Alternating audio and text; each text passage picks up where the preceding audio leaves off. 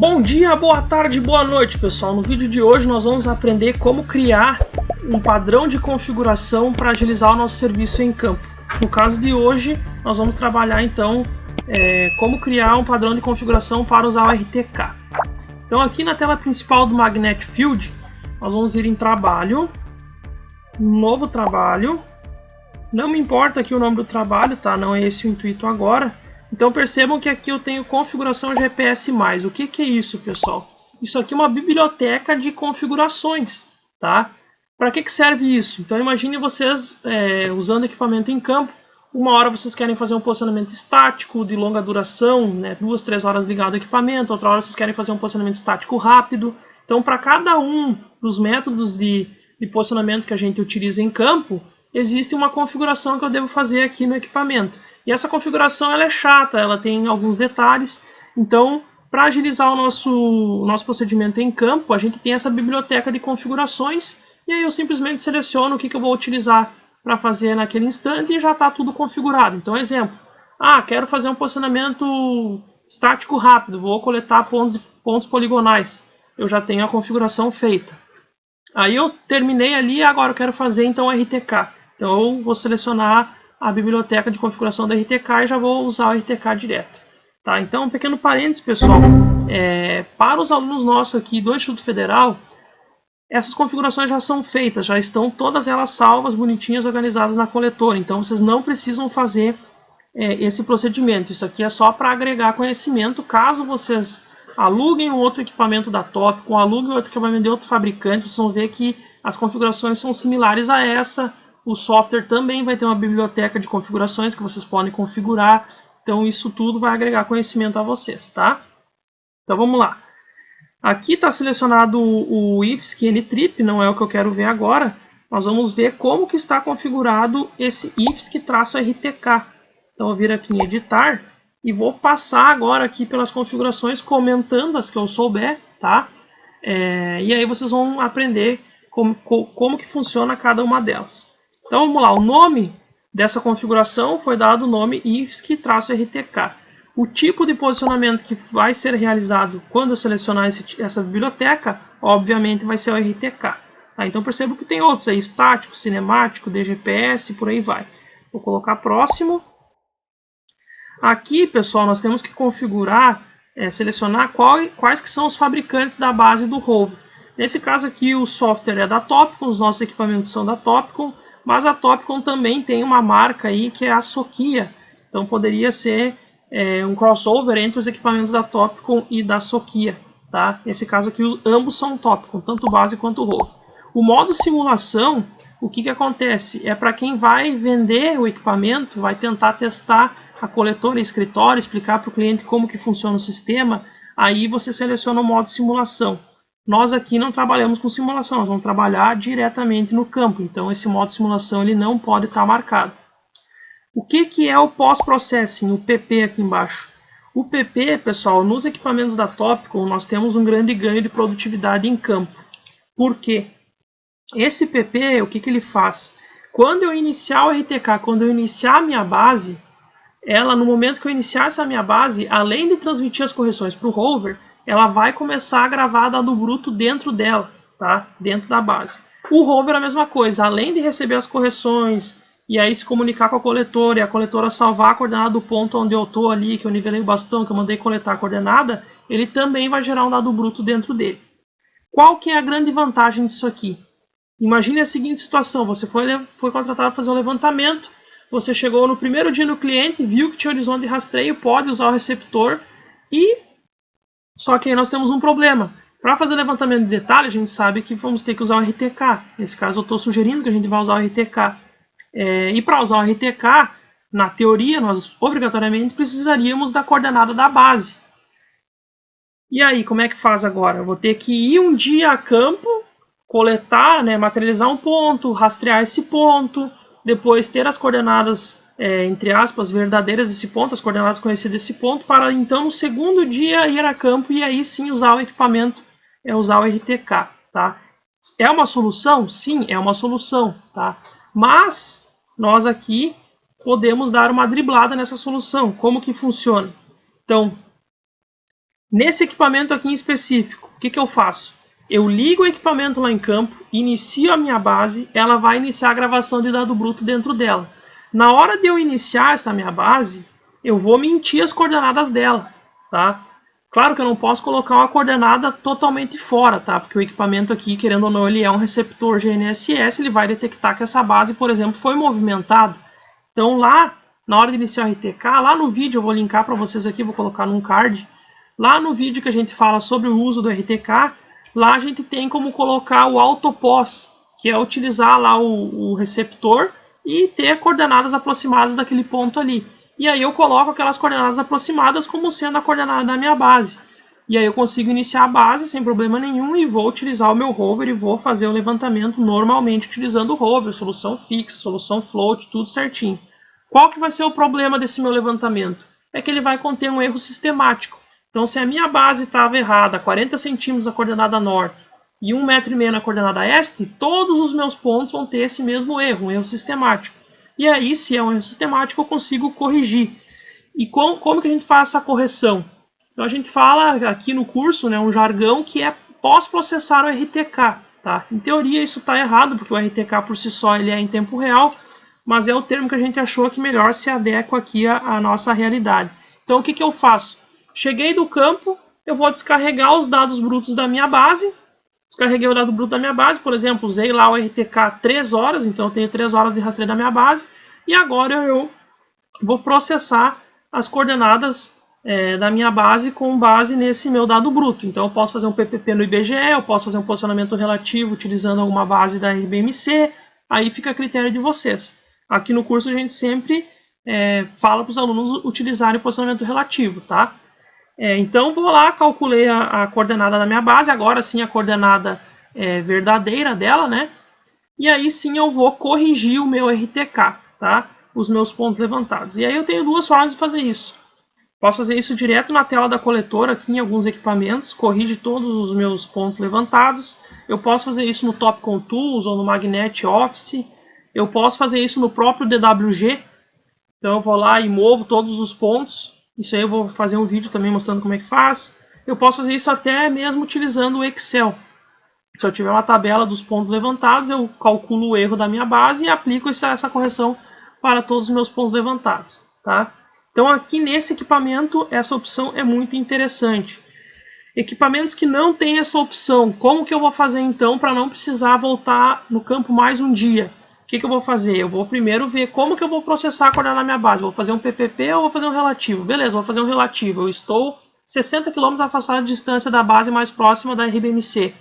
O que eu tenho que fazer? Eu tenho que ficar lá 1 hora e 5 minutos rastreando esse ponto sem fazer o RTK. Então eu estou perdendo 1 hora de produtividade nesse caso, nesse exemplo que eu estou falando para vocês. Mas por que 1 hora e 5 minutos? Porque aqui nós temos uma regra que é, para posicionamento estático pós-processado, é 5 minutos fixos mais 1 minuto para cada quilômetro. Eu falei para vocês que a base estava distante 60 km, então são 65 minutos rastreando igual 1 hora e 5 minutos rastreando. Então ele vai ter que parar esse tempo lá, esperar a base coletar o dado, e depois então iniciar o RTK também fazendo a mesma coisa que eu sugeri aqui para vocês, tá? Colocando coordenadas aproximadas da base para ela conseguir iniciar e fazer o levantamento, tá? Então percebam que nesse caso aqui eu tenho um ganho de produtividade quando eu consigo marcar essa opção de pós-processamento aqui. Então vai gravar dado bruto tanto na base quanto no rover, tá? Eu também nesse caso aqui, já puxando o gancho, eu consigo pós-processar o RTK e recalcular as precisões dos meus pontos levantados. Porque a minha base, quando eu processar ela, independente do método, se for por PPP ou posicionamento relativo, eu vou ter as precisões desse meu ponto base. E os softwares de campo aqui, eles nunca propagam a precisão da minha base para os meus pontos rover, para os meus pontos levantados. Ele sempre considera que a base ela é perfeita, ela é isenta de erros, o que não acontece na prática. Então, se eu posso processar o meu RTK, por exemplo, utilizando o Topcon Tools, e inserindo as coordenadas corretas da base, inserindo o desvio padrão da base, ele vai propagar esse meu desvio padrão para os meus pontos rover, tá? Então esse é outro ponto importante, interessante, que vocês vão ver lá com o Ivandro na parte de ajustamento. Se eu achar o vídeo dele, eu linko aqui para vocês com essa explicação mais detalhada, tá? Seguindo o baile aqui, então, Eu vou teclar próximo. Aqui está me perguntando lá em cima, ó, receptor base. Como que eu vou me comunicar com esse receptor base? A coletora vai se comunicar como com ele? Nesse caso aqui, via Bluetooth. Antigamente era utilizado cabo serial. O modelo desse receptor, Hyper-V. Número de série, posso deixar em branco sem problema nenhum. Na hora de selecionar o Bluetooth lá, eu seleciono qual que é qual. Máscara de elevação, padrão, pessoal, 15 graus. Não coloquem nem mais nem menos, tá? 10 graus seria o mínimo aceitável para uma máscara de elevação para condições ideais de rastreio, campo extremamente aberto. 15 graus é o que a literatura nos aponta que é o melhor valor, tá? Se eu colocar máscara de elevação maior do que 15 graus, eu estou supostamente cortando satélites que eu poderia estar rastreando, tá? Isso vai ter um problema, nós vamos ter perda da qualidade do meu levantamento. As correções, então, a correção do RTK, como que vai ser enviada essa correção? Qual que é o protocolo? Então aqui já está configurado o protocolo mais atual para esse equipamento, que é o RTCM3X MSM3, tá? Se porventura vocês forem trabalhar com equipamentos de datas diferentes, eu estou trabalhando com uma base muito boa, muito nova e um equipamento rover um pouco mais antigo. Aí você tem que olhar no equipamento rover mais antigo qual que é o padrão de comunicação que ele aceita. Por exemplo, o equipamento mais antigo aceita só o RTCM 2.1. Então aqui não tem problema, eu vou selecionar para minha base enviar correções no protocolo RTCM 2.1. Se eu colocar aqui protocolos diferentes entre base e rover, eles não vão se comunicar. Vai ter link de rádio, mas a correção não vai chegar, vai ter problema, tá? Nesse caso aqui, como é um receptor integrado, então a antena e o receptor é a mesma coisa, então o modelo da antena é Hyper-V, não temos antena externa. A altura da antena aqui, pessoal, olha só, a altura da antena, a base, pelo menos aqui na nossa visão, ela obrigatoriamente tem que estar sobre um tripé. Por quê? Porque ela vai ficar muito tempo rastreando. O próprio nome sugere base, ela depende de uma rigidez física, tá? Não pode ser um tripé de bastão, um bastão que pode estar variando em função do vento ou algo parecido, ou sofrer uma movimentação acidental, né? E aí eu tenho problema em todos os meus pontos levantados, então tem que ficar sobre um tripé. Então percebam que aqui, ó, se eu vir na altura da antena, clicar nela e vir em editar, eu posso colocar o método de medição da altura da antena vertical ou inclinada. Percebam que inclinada está mostrando um desenhozinho ali de um tripé. Então, tripé de equipamento. E é nessa forma que eu vou deixar. Então, já vai ficar pré-configurada para toda vez que eu iniciar a minha base, for colocar lá as configurações da base, já vai estar a altura de medição, o método de medição da altura da antena inclinado, tá? Porque ela vai estar sobre um tripé. O que eu não posso fazer? Colocar um valor aqui, ó, de medição da altura da antena. Por exemplo, colocar 1.596, porque eu estou fazendo isso aqui lá em campo e agora eu fiz a medição. Por que eu não gosto de fazer isso e não vou fazer isso? Eu vou deixar zero. Porque se eu colocar um valor aqui, qualquer valor diferente de zero, quando eu for iniciar a minha base, a base vai iniciar sem problema nenhum. Se eu colocar zero aqui, como pré-configuração, se porventura lá em campo você se descuidar, criou uma nova obra, vai iniciar a base e está zero, ele vai dizer, ó, a altura da base está zero, é isso aí mesmo? Aí você vai lembrar, opa, vamos medir a altura da base e inserir a altura da base aqui, tá? Então sempre a altura da base zero nesse caso aqui. Vou colocar próximo. Base pós-processing setup. Então como que eu quero que ela salve esse meu arquivo de pós-processamento? Então o nome do ficheiro, o nome do arquivo que vai salvar dentro da memória. Aqui está default, eles traduziram defeito, então seria default, padrão em inglês, tá? O log, ou seja, o registro, ele vai ser gravado na memória do receptor, tá? A taxa de gravação, 5 segundos, então aqui no nosso entendimento, estou fazendo um RTK, eu preciso ter uma frequência de medição maior, então um valor ideal aí para a base seria 5 segundos. O número mínimo de satélites para iniciar a coleta de dados eu coloquei aqui 0, vai iniciar a coleta de dados desde o início do rastreio. E o volume do som aqui sempre deixem no mínimo, porque senão ele vai ficar apitando cada vez que coleta, né, a coordenada. Ele vai ficar apitando de 5 em 5 segundos, esse barulho acaba sendo chato lá em campo, tá? Bom, Próximo. Aqui está me perguntando então o rádio da base. Como que eu quero que o rádio da base funcione? Então nesse caso é um rádio interno, é um rádio HF2, a porta interna lá é a porta C, a taxa é essa aqui. Se porventura não souber qual que é, coloca default ou vai ter que ligar então para o pessoal que vendeu o equipamento para vocês para perguntar como que esse rádio funciona. Mas nesse caso aqui é essa configuração padrão, tá? Vou colocar próximo. Os parâmetros então do rádio. Aqui é uma questão importante, pessoal, para nós que é legal nós mexermos é na potência, tá? Por que mexer na potência? Porque a potência ela influencia diretamente no quanto que vai durar a bateria da base. Então, o Rover, ele dura muito a bateria, porque o rádio ele só está recebendo essas correções, ele não faz muita força, esse rádio do Rover. Agora, o rádio da base ele tem que transmitir, e aqui essa potência de transmissão. Então, se eu estiver trabalhando numa região onde eu não tenho muito obstáculo, eu vou trabalhar a poucos metros de distância do meu Rover, eu consigo então diminuir a potência do meu rádio. Por exemplo, colocar aqui 500 mW, é a metade da potência. Ou seja, vai durar mais ou menos aí o dobro de tempo a bateria, tá? Esses protocolos aqui são padrões, então não vou mexer. Defeito ali seria default, caso eu não consiga configurar, eu vou apertar default. Mas nesse caso aqui já está ok, vou colocar próximo. Agora está me perguntando o receptor Rover. Então o Rover eu também vou me conectar via Bluetooth, também é um receptor Hyper-V. Tá? A máscara de elevação vai ser 15 graus. A correção diferencial é o RTC M3X, tá? A antena é o mesmo modelo do receptor Hyper-V. E agora aqui nós temos um problema, que é a altura da antena. A altura da antena, pessoal, padrão é 2 metros, tá? Então o bastão padrão GNSS ele tem 2 metros de altura.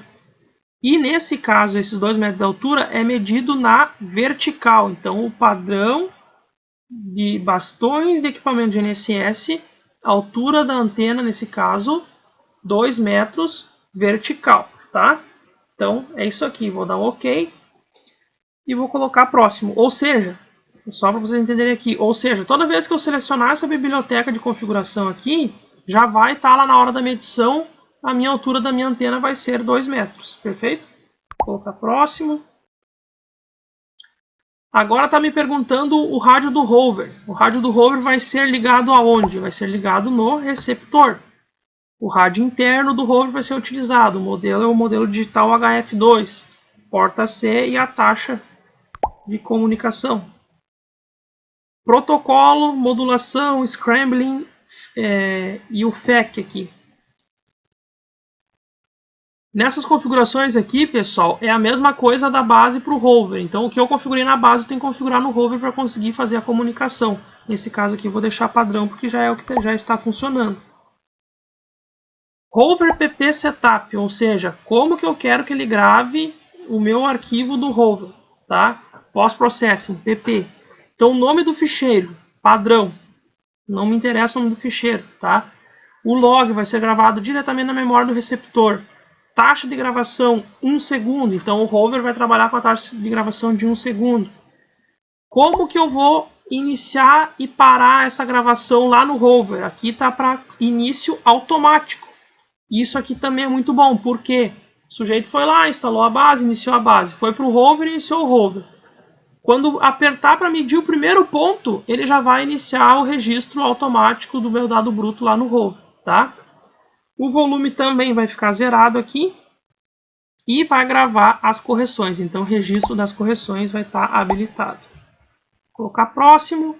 Aqui o tempo de inicialização, isso aqui é uma coisa que era utilizada mais antigamente, pessoal, quando se fazia o posicionamento estático, tá? Tanto que aqui tem simples e dupla frequência. O que vem a ser isso? É uma tabela onde... Quando eu fazia o posicionamento estático, até isso aqui é um erro da Tópico, não era para aparecer essa tela aqui, é só no posicionamento estático. Quando eu inicio lá o meu levantamento no posicionamento estático, eu estou utilizando, por exemplo, um receptor dupla frequência e eu estou rastreando mais do que 6 satélites, ele vai disparar um cronômetro de 10 minutos. Tá? Ah, mas eu não quero que seja 10 minutos, eu quero que seja 1 hora. Daí você vem aqui e configura 60 minutos. Mas isso aqui é só a critério, só a título de curiosidade, para vocês entenderem, essa tela não era para aparecer aqui e é utilizada lá com um cronômetro no posicionamento estático, tá? Ele não controla nada, não faz nada, ele simplesmente dispara um cronômetro de 10 minutos e aí esse cronômetro ele vai sendo feita uma contagem decrescente, tá?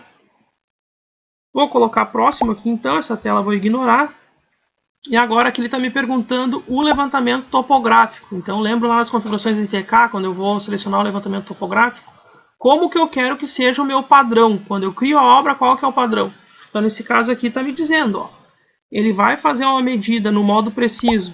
Ele vai fazer uma medição de 3 épocas, ou seja, 3 segundos. Atingindo essas precisões, ele vai gravar automaticamente, tá? No modo rápido, não temos precisão, critério de precisão aqui. Vai fazer apenas uma medição, apenas uma época, tá? E vai gravar. Esses parâmetros aqui de medição eu consigo modificar lá durante o levantamento. Então aqui, pessoal, no Autotopo, nós configuramos para fazer a medição no modo cinemático, tá? A solução nesse caso está apenas fixa. O método é por distância horizontal, então a cada 5 metros vai medir um ponto automaticamente. Eu prefiro fazer a medição por distância do que por tempo, tá? Por quê? Porque a gente não tem um movimento constante, às vezes, em campo. Então a gente vai, por exemplo, se eu colocar aqui por tempo e para medir de 1 em 1 segundo, vai medir ponto de 1 em 1 segundo. Eu estando em movimento, eu estando parado, vai continuar medindo pontos. E isso depois, para fazer o DWG, enfim, editar esses pontos é um pouco complexo, porque vai gerar uma nuvem de ponto muito densa, tá? Eu prefiro por distância e esses pontos eles vão ficar igualmente espaçados, fica melhor de fazer a edição depois, tá? Vou colocar próximo. Aqui tem então os parâmetros para implantação, ou seja, para locação. Então aqui ele está me perguntando, ó, qual que é a tolerância da distância horizontal que eu preciso bater, ou seja, qual que é o erro máximo em distância que eu posso ter na hora de locar um ponto. Então um valor bem usual é 3 centímetros, tá? Então eventualmente vocês vão utilizar tolerâncias maiores que essa ou menores que essa, mas 3 centímetros é um valor bem usual, tá? Orientação da vista normal, pessoal, é o seguinte, lembram lá da locação usando RTK? Eu vou colocar aqui embaixo uma animaçãozinha mostrando para nós como é que funciona. Lembra quando a gente se aproxima daquele círculo de aproximação, que se eu não me engano é 3 metros aqui nesse caso? O que acontece? Quando eu me aproximo daquela circunferência, eu vou ter que manter essa minha direção desse meu movimento nessa aproximação. Aí eu entro naquela circunferência de aproximação, naquele círculo de aproximação, e aí eu começo a olhar na tela da coletora o quanto que eu tenho que ir para frente, para trás, para a esquerda ou para a direita para chegar no ponto a ser locado, tá? Então é esse modo aqui, direção do movimento, perfeito? Vou colocar um próximo. Aqui na hora de implantar o ponto, então nós temos também as medições na hora de implantar, o modo preciso e o modo rápido, mesma coisa que a gente viu antes, tá? Isso pode ser alterado durante a locação. Aqui para fazer a locação de estacas para terraplanagem, não é o caso nosso aqui, tá? Então eu vou pular. Lá em terraplanagem a gente volta a falar sobre isso, entender pelo menos a teoria primeiro. E depois então de esse ponto ser, né, enfim, piqueteado, eu tenho que obrigatoriamente fazer o as-built, tá? Que aqui seria implantar, configuração de implantação. Ele vai registrar o ponto implantado como o nome do ponto de projeto, traço implantado, imp. Tá? Eu posso mudar aqui, botar STK de stakeout, posso colocar lock de locado, enfim, aí fica a critério de vocês, tá? E na nota desse meu novo ponto, que é o as-built, ele vai salvar lá na nota o nome do ponto de projeto, tá? E aí eu consigo fazer o as-built bem tranquilo. Vou colocar próximo. O ícone do ponto implantado. Então imagine que vocês pegaram uma grande obra que tem vários pontos. Vocês vão ir lá vários dias fazer essa locação. Nesse caso, percebam, vocês vão se perder. A obra tem muitos pontos. Então aqui é uma forma de a gente conseguir ver quais que são os pontos que já foram locados. Então, por exemplo, o cara passou o rádio lá e perguntou, oh, fulano, tu já locou o ponto tal? Podemos executar aqui a estaca, por exemplo. Aí você vai entrar aqui na tela da coletora e vai ver como que vai ser fácil de identificar se você locou esse ponto ou não. Vai lá na vista mapa e olha, ó, tem uma bandeirolinha vermelha ali, esse ponto já foi locado. Tá? E essa bandeirola a gente pode trocar, pode ser uma bandeira triangular, pode ser uma outra bandeirinha aqui, enfim. Isso não importa, importa é que vocês tenham esse símbolo para marcar então os pontos que já foram locados. Ele vai fazer isso automático. Vou colocar próximo aqui. Opções de rastreio, então vai rastrear GLONASS, Galileu, vai também rastrear o L2C e o GLONASS-P, que seria o código aí preciso. Agora aqui vem uma tela importante, tá, pessoal, que é as configurações do RTK em si.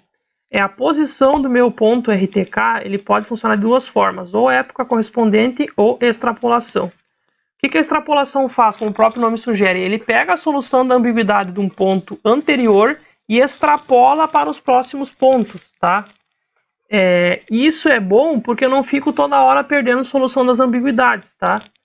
Agora, a época combinada é como se fosse uma interpolação. Eu vou ter uma época e vou ter uma segunda época. E entre essas duas eu vou interpolar e vou ter a posição do meu ponto, a solução da ambiguidade para o meu ponto ali no meio dessas duas épocas aí, tá?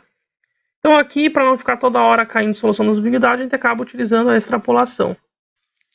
Essas duas técnicas aqui são técnicas desenvolvidas pela Topcon, tá? Redução de multicaminho, que vai filtrar aí os sinais ruidosos. E essa outra técnica aqui, QLL, ela tem alguma correlação com a questão da medição do tempo, tá? Então, os cristais que tem ali, que fazem o relógio dos receptores, eles são cristais muito sensíveis à aceleração, à vibração, e isso causa erro no sistema de tempo. Então aqui a Topcon promete que tem um acréscimo aí, de qualidade nesse quesito aí nos equipamentos deles, tá?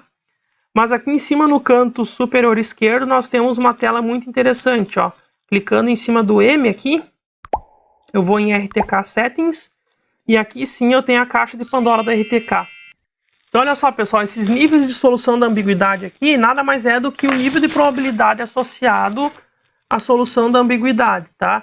Então temos aqui baixo, médio e alto. O alto, se eu não me engano, depois eu vou botar uma tabelinha para vocês mostrando aí, é um nível de confiança de 99,9, ou seja, a cada 100 soluções da ambiguidade, ele não vai poder errar uma. Ele vai poder dizer que ele vai errar uma em 1000. Então a cada 1000 soluções da ambiguidade, pode ser que tenha uma errada. Esse seria o nível alto. Tá? O médio, se eu não me engano, é 95% de confiança, tá? E o baixo, para receptores da Topcon, se eu não me engano, é 90%. E aí sim, se eu coloco aqui, por exemplo, o nível de solução da ambiguidade baixo, o que ele faz? Ele sai fixando o ponto e tudo quanto é lugar. Por quê?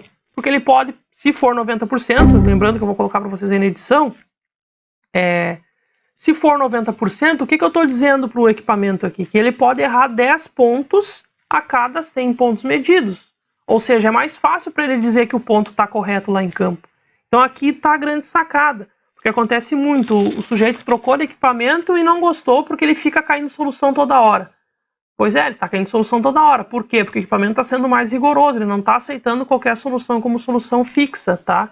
Então isso muitas das vezes a gente vê os alunos que já trabalham na área elogiando equipamentos que fixam ponto em qualquer lugar.